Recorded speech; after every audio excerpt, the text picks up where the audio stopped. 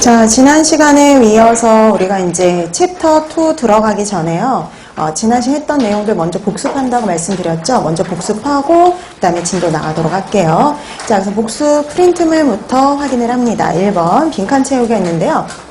자, 1번 식품위생이란 식품의 생육, 생산 및 제조로부터 최종적으로 인간의 섭취죠. 섭취하기까지 이르는 모든 단계에서요. 식품의 안전성, 건전성, 그리고 완전 무결성이죠. 완전 무결성을 확보하기 위한 모든 수단을 말해요. 그 다음에 2번 식품의 유통 과정상 문제점이 발생했을 때 생산자, 영업자 등이 그 제품을 회수해서 폐기하는 제도는 당연히 회수제도죠.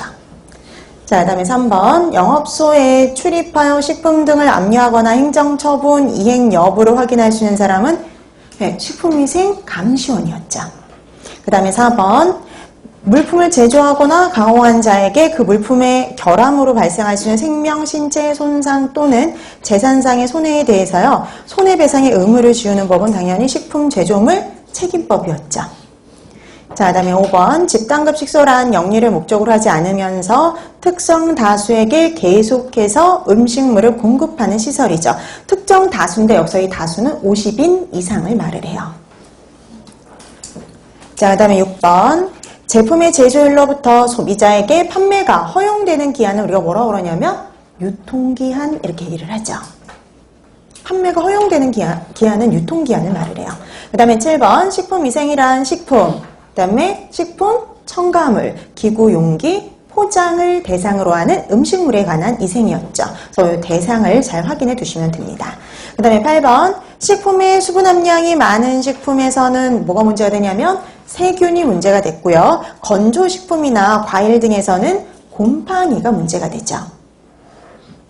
자, 그 다음에 9번 대표적인 저온균인 누구는요. 어페류의 우점종이다. 어페류의 우점종이 되는 거 슈도모나스였죠. 슈도모나스입니다.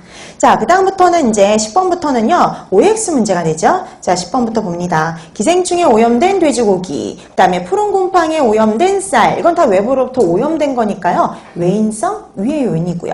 그 다음에 녹색 싹이 난 감자, 녹색 싹이 난 감자 그러면 이거는 원래 감자가 갖고 있는 독성분이니까 내인성이 되죠. 옵니다.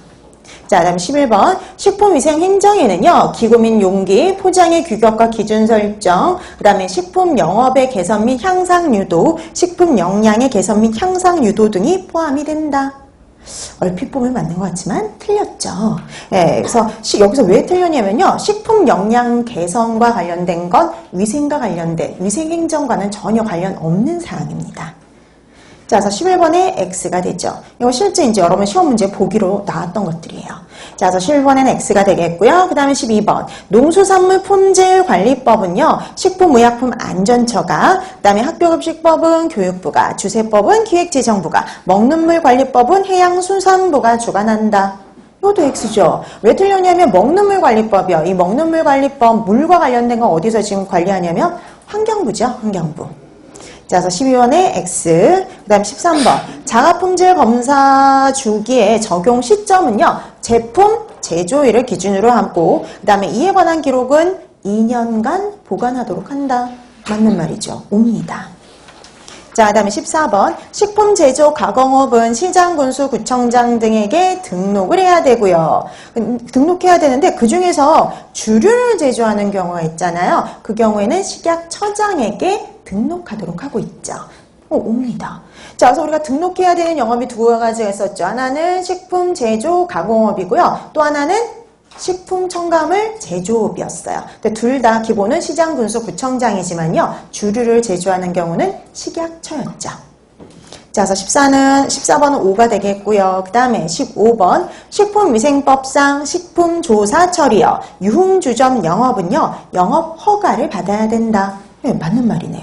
그래서 식품조사 처리업, 유흥주점 영업, 단란주점 영업은 허가를 받아야 되는 영업인데 허가를 받는 곳이 다르죠. 식품조사 처리업 같은 경우는 식약처장의 허가를 받았고요. 유흥주점, 단란주점 영업 같은 경우에는 시장, 군수, 구청장 등에게 허가를 받았었죠.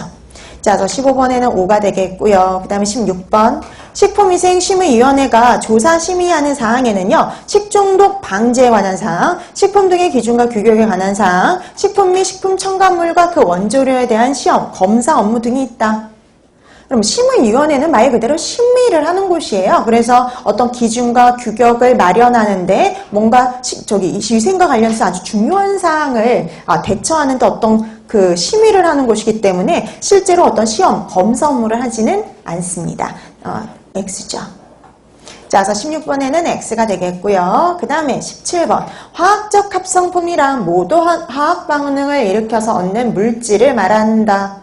우리가 식품 첨가물 중에 화학적 합성품이 있었는데요. 화학적 합성품은 뭐는 제외냐면 분해 반응이죠. 분해 반응을 제외한 화학 반응을 일으켜서 얻은 물질을 가지고 화학적 합성품이라고 얘기를 해요.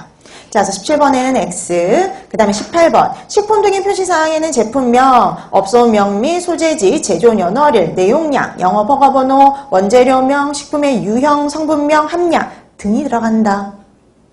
쓸 필요가 없는 게 하나 있는데요. 영업 허가 번호를 쓸 필요는 없어요. 자, 그래서 18번에 X죠. 그 다음 19번. 쇠고기, 식육 가공품, 오리고기, 식육, 쌀, 배추김치, 고등어, 갈치, 북어, 황태, 콩, 오징어, 참조기, 오리고기 등에는요. 원산지를 반드시 표시해야 됩니다. 얼핏 보면 맞는 것 같지만 틀렸는데요. 왜 틀렸냐면 북어, 황태는 제외예요. 북어나 황태처럼 말린 것들은 제외된다라고 했었죠. 자, 그래서 19번에는 X가 되겠고요. 그 다음에 20번. 식용 유지류, 특수용도식품, 잼류, 초콜릿류, 면류 등에요. 이런 것들은 영양표시 대상식품들이었죠. 옵니다. 그 다음에 21번. 원산지 표시를 거짓으로 하거나 원산지 표시를 혼동하게 할 목적으로요. 그 표시를 손상시키는 경우 원산지 표시를 거짓으로 하면은요. 7년 이하의 징역이나 1억 원 이하의 벌금에 처해졌었죠. X입니다. 자, 그 다음에 22번. 결핵, 콜레라, 세균성 이질, 피부병 등에 걸린 사람은요. 영업에 종사할 수가 없었죠. 그래서 우리가 일gon법정 감염병인 경우, 결핵인 경우, 그 다음에 지금 뭐 나와 있는 피부병, 화농성 질환자, 그다음 뭐 이런 경우에는 영업에 종사할 수 없었죠.